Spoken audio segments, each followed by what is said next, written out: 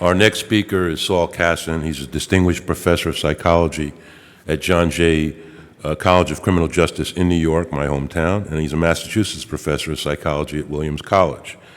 Starting in the 1980s, Dr. Kassin pioneered the scientific study of false confessions by introducing a three-part taxonomy that is universally accepted today. He also developed experimental laboratory paradigms that are widely used to examine the causes and effects of false confessions. Dr. Kassin has published numerous scientific articles and book chapters on this subject, and his work has been cited all over the world, including the U.S. Supreme Court, and his research on the video recording of interrogations is currently funded by the National Science Foundation. He's a senior author of the 2010 white paper entitled Police-Induced Confessions, Risk Factors and Recommendations, and he's appeared as a media consultant and guest for all the major news networks and a number of documentaries, including Ken Burns' 2012 documentary film, The Central Park Five. Dr. Kassin.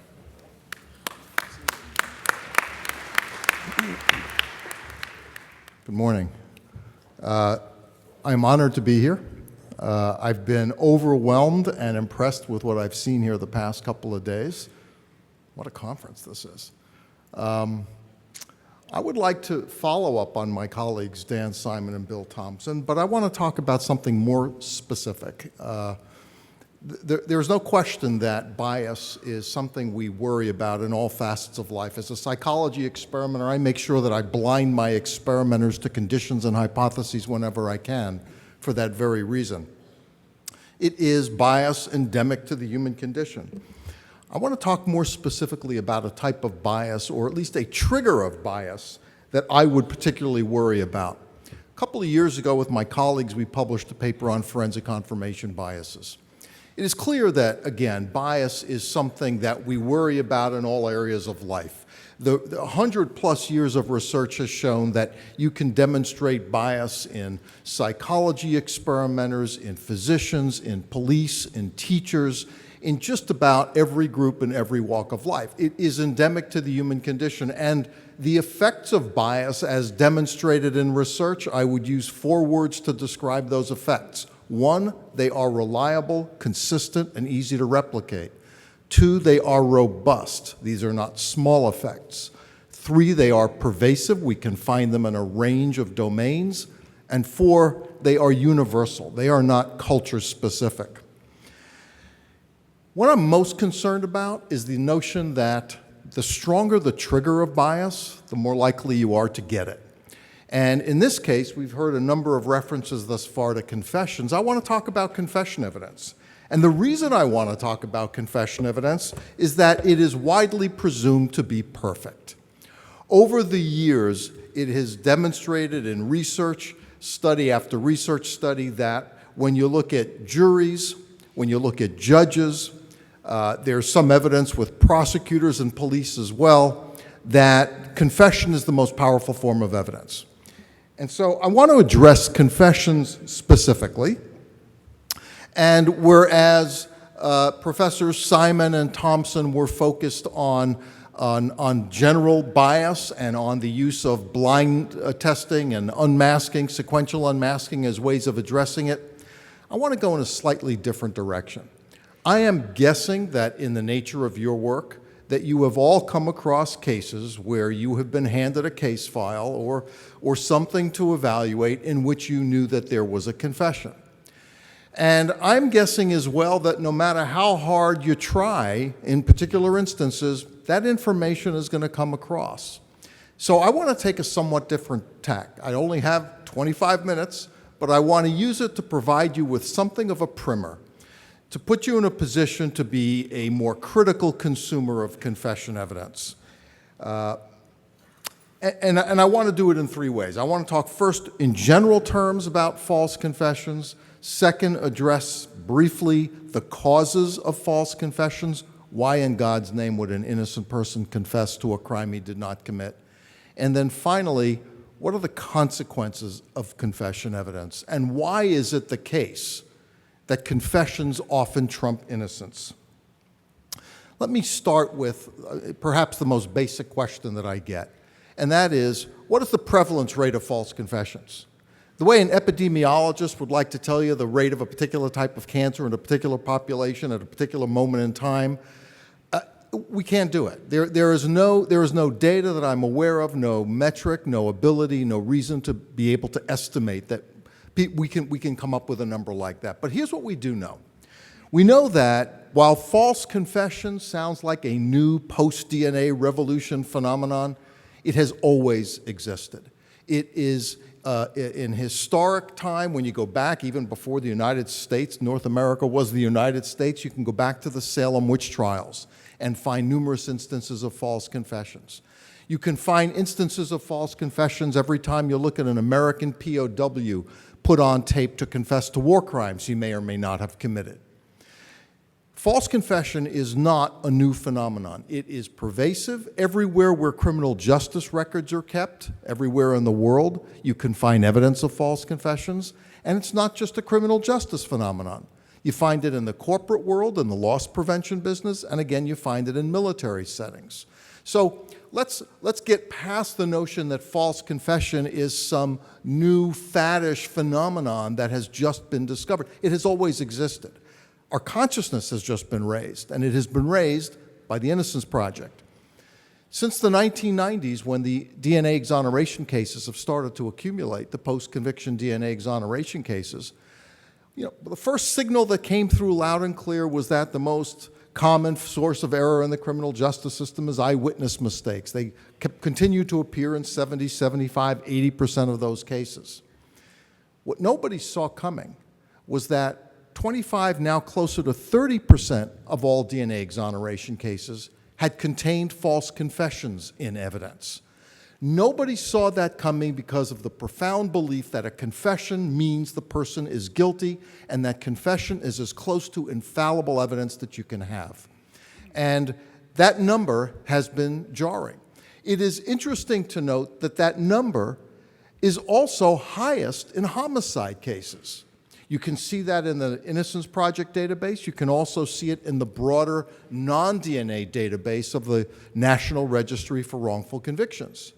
Roughly 50 or 60% of homicide cases involving wrongful convictions contained confessions in evidence. So these numbers are high. Now, they don't tell us again what the prevalence rate is. There are other ways to try to estimate. There have been studies in Europe in which prisoners have been asked to self-report if they ever confessed to crimes they did not commit, and roughly 12% will say they've done that. In surveys of police in North America, we have asked, in your experience, what percentage of innocent people who are interrogated confess? And their estimate is just under 5%. So the number is not zero. We don't know what that number is, and we can't be precise in calculating an estimate, but the number is not zero. What empirical research over the years has documented two things. One, there are three types of false confessions. In a very brief nutshell, there are numerous cases involving voluntary false confessions, usually in high-profile cases, where people come out of the woodwork and confess to things they didn't do to get their name in the newspaper, or because they've got some kind of mental illness that predisposes them to do so. Sometimes, believe it or not, the most common reason seems to be for a voluntary false confession to protect somebody else, a child or a parent or a sibling. The second factor that we come through in this research is that we can now identify substantial risk factors. So we know when that false confession problem is most likely to occur.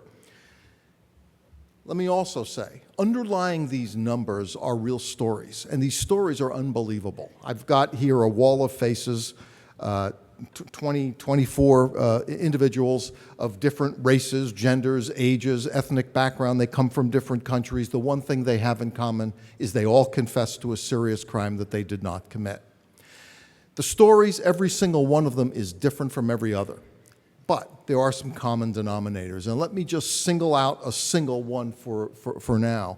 If you look at the top row, second from the left, is a kid by the name of Cory Wise. He is no longer a kid. That picture was taken in 1989 during his interrogation for the Central Park jogger case.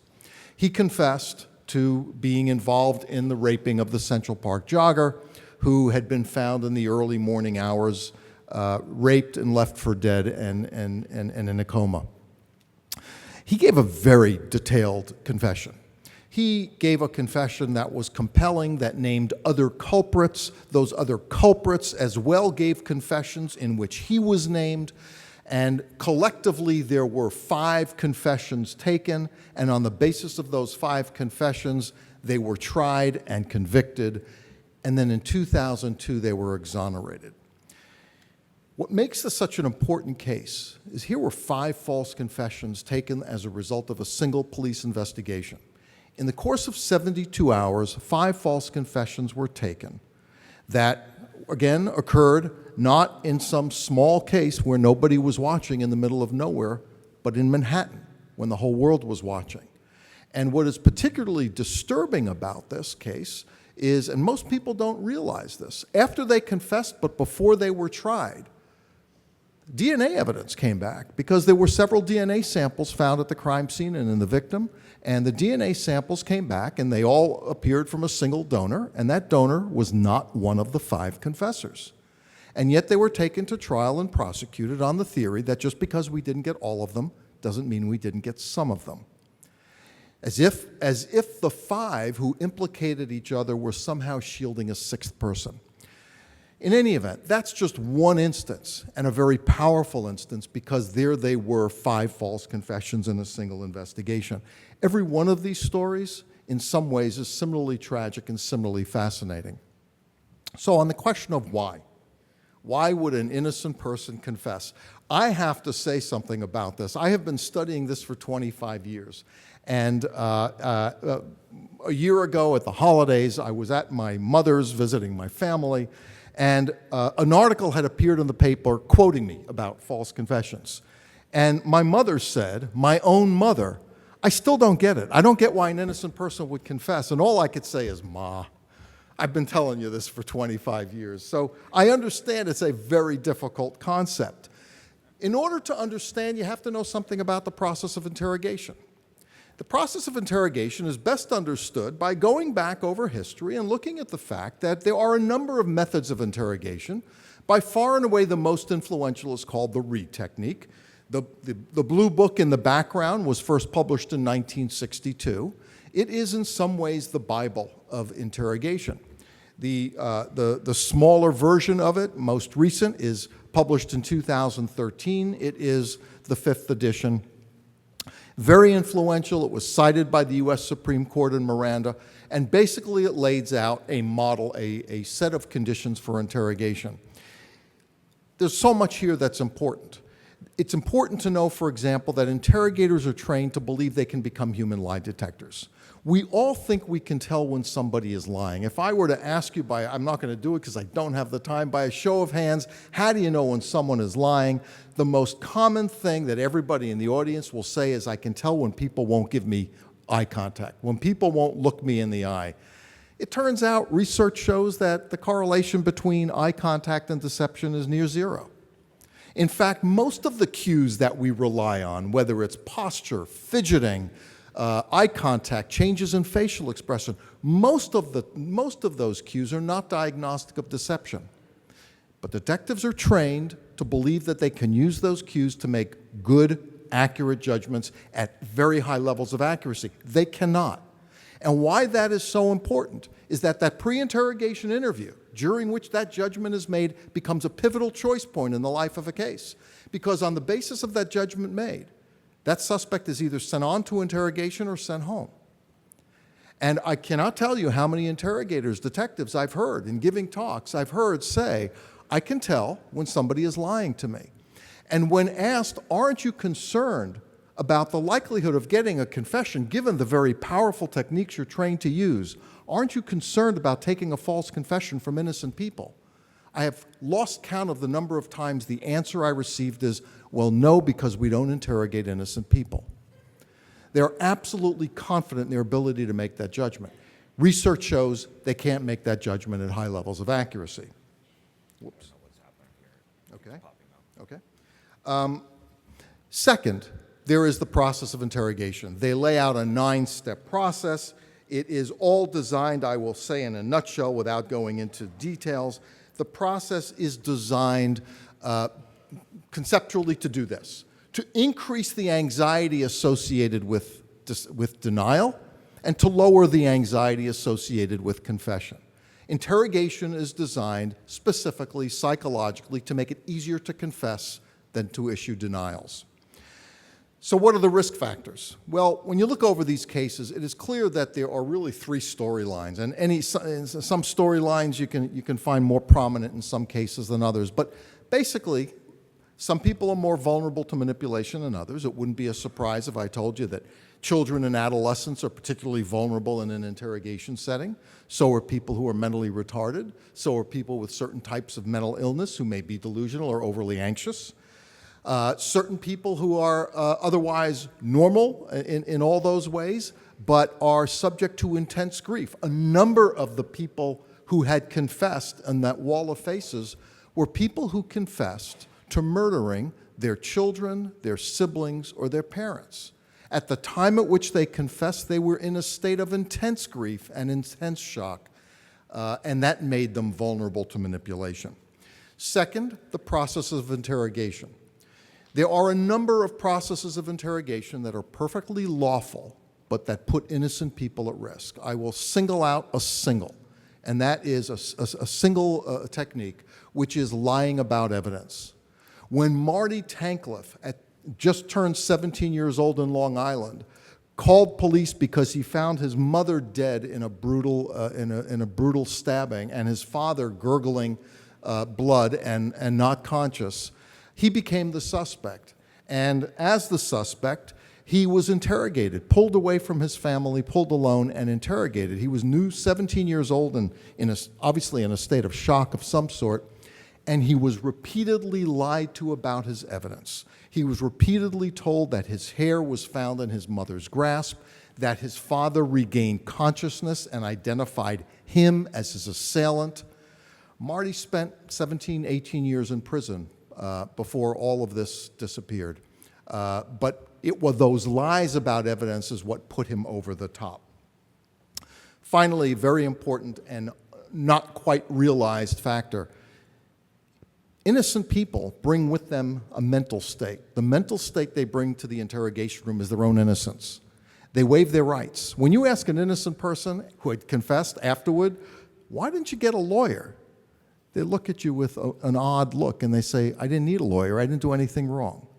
Innocent people believe in their innocence. They believe their innocence will prevail. That phenomenology makes them vulnerable in the interrogation room in ways that are hard to anticipate.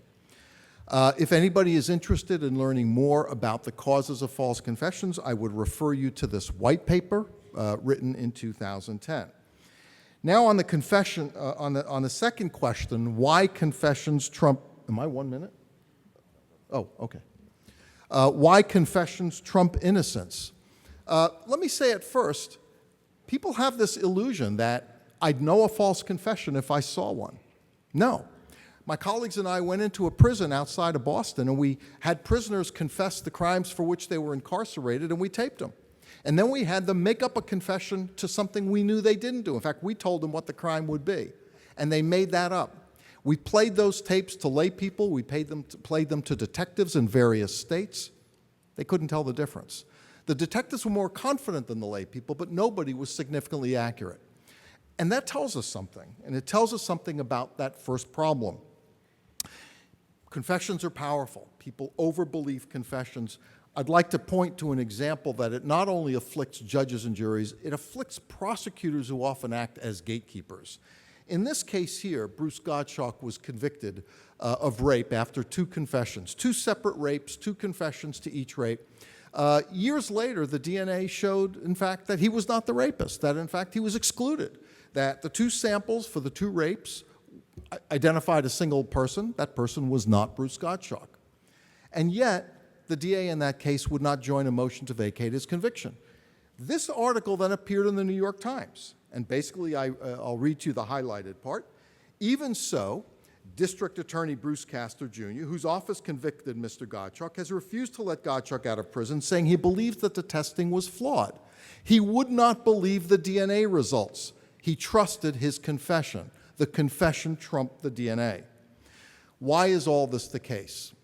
When you look at the causes of false confessions, we understand something about the risk factors. Here's why it is so hard to unbelieve a false confession. First of all, when you listen to these false confessions, when you watch them, Brandon Garrett, a University of Virginia law professor, went back and looked at 38 proven false confessions from the Innocence Project database.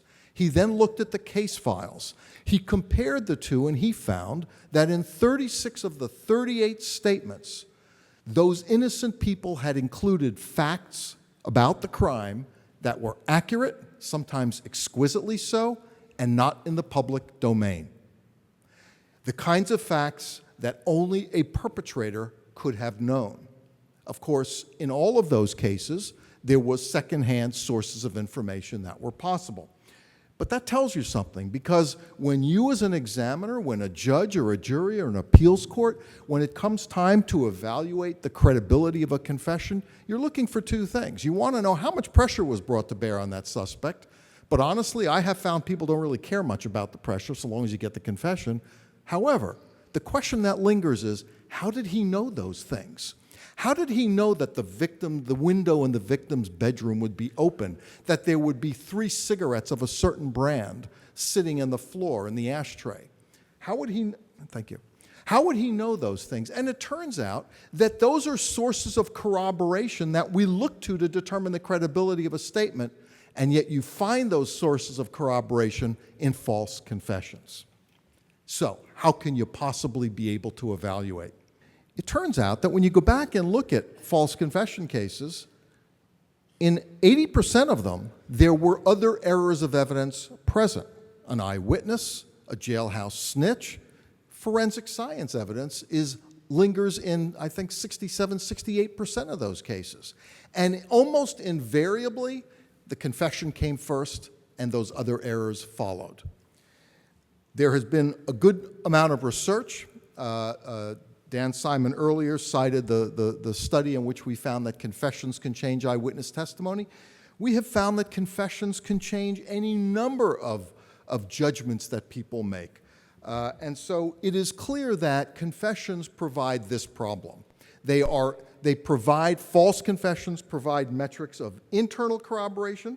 They are statements that reek of credibility, and they are statements that are externally corroborated by other kinds of evidence. And then finally, the last thing I will say is this. There is a problem we have, and the problem has to do, recognized and recently beautifully written about by Judge Jed Rakoff, the problem that 97% of cases now in the country plead out in guilty pleas, are resolved in that way. He writes this article on why innocent people confess. We're beginning to realize that the probability of a false guilty plea is 6 to 7 times higher when somebody had initially confessed. And so very often the false confessor's confession and guilt is corroborated by a subsequent guilty plea under oath in court. And with that, I would just leave you with these conclusions. You can't trust confession evidence necessarily as an act of reflex. Many innocent people are induced to confess to crimes they did not commit.